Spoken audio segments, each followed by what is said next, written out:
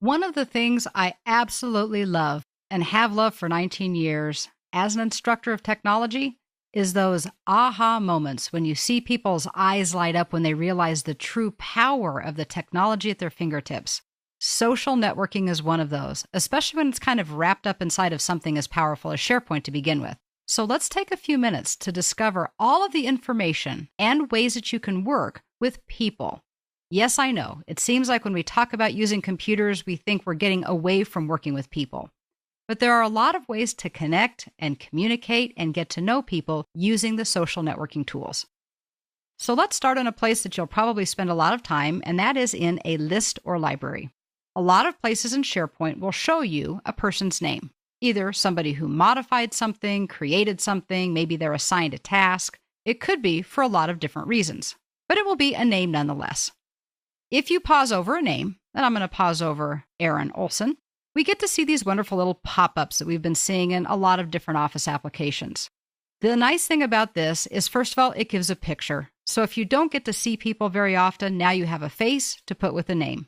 It also gives you some basic information like titles and departments. And of course, it gives you ways to communicate with these people. If you click on the down arrow, then you get to see an expanded card, and you really get to see their people card without having to go all the way into their My Site. You have the opportunity to schedule a meeting using Outlook. You can send an email. You can see all of their phone numbers. You can see their work and their home number. But you also have categories at the top. You can look at notes that have been kept about them. You can look at how they fit into the organization. In this case, it says Aaron shares the same manager as Michael, and it also gives who Aaron's direct reports are. You can see what's new. And lastly, you can also see the membership or the groups that they belong to.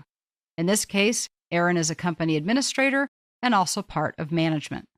And the beautiful thing is that you get all of this information without doing much more than just hovering over their name and making a couple clicks. But if you actually click on somebody's name, it is a hyperlink. And it might take a second or two, but that's going to bring you up into their profile. This does give you a lot more information. First of all, it tells you at the top of the screen whether you're following them or not, gives you the option to either start or stop following. It gives you a link so that you can mention them. It also tells you what kinds of skills and things they have associated with their profile.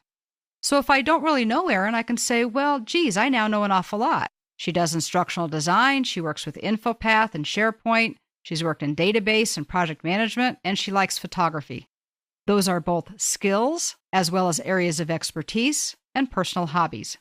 Of course, we can see the activity feed. And on the right-hand side is some of that demographic information. Titles, email addresses, phone numbers. You can show more. This is where I get to see skills, schools, even birthdays.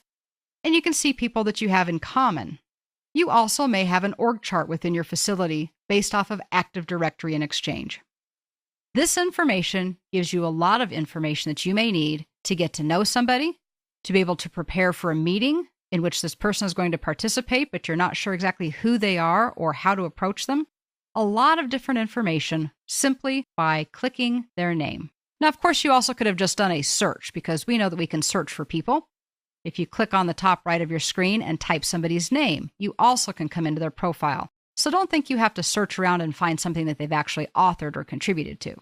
But let's go ahead and take a look at Michael's profile. We'll do that by going to the Name menu and choosing About Me. This is Michael's information, and it pretty much looks just like Aaron's did. So why did I bring you in here?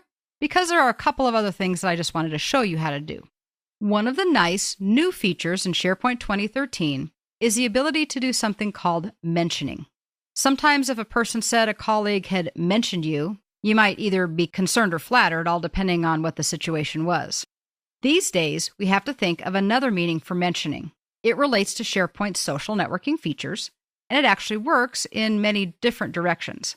So let's go ahead and just make a mention so that you can see how it can work. Mentioning actually happens when someone posts something on SharePoint. Now, we're going to do this right from Michael's My Site or from his profile, but it also could be from, say, a blog or a discussion board or something else. It happens when you utilize someone else's name that's part of the SharePoint structure.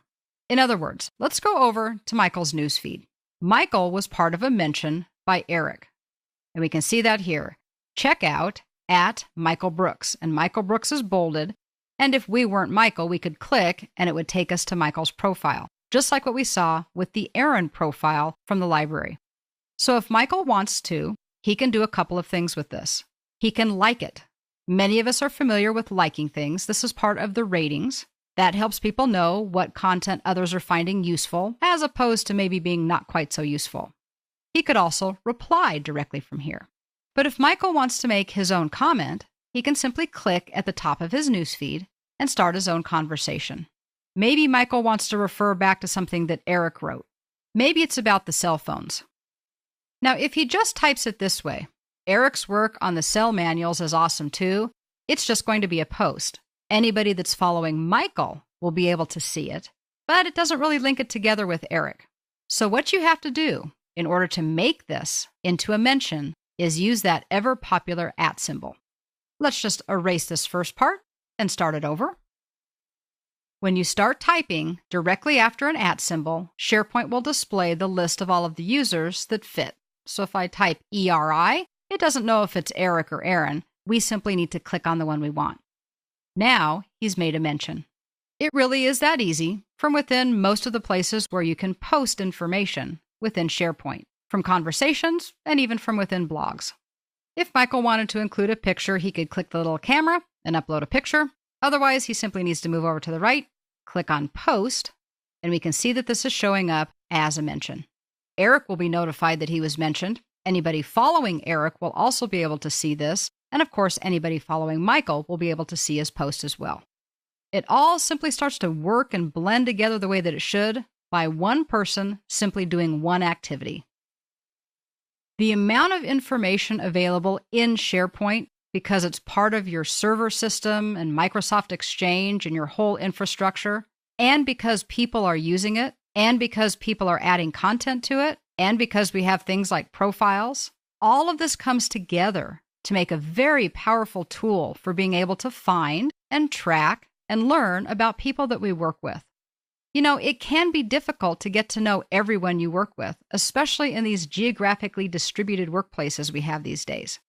So I have a couple of hints or recommendations, and hopefully I'm not preaching to the choir. You already know most of this, but just to make sure.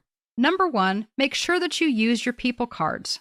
Look up someone's people card or their profile, if you will, if you have a meeting or a phone call or just been placed on a project with them and you've never worked with them before. Remember, knowledge is power. And not only may you understand how to better work with somebody by knowing where they went to school or what their interests are, but you also may find a new friend. Along those lines, also be sure that your profile is up to date. You need to do your part to keep people up to date, just like you expect their information to be current as well. Be sure to post status updates, especially if you're going to be out of the office or doing something different, and you want people to know where you are or a little bit about what you're doing within your job. Make sure that you follow people who are important to you so it's easier to learn about or keep up with them. That could be a supervisor, it could be a mentor, it could be somebody that you strive to be like. Part of that can also be interacting through community sites and discussion boards so that you can actually have conversations with people and get to know what they think and feel about different topics in the workplace.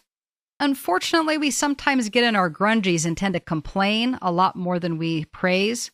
Remember to use the @ symbol and recommend people, especially for achievements and accomplishments.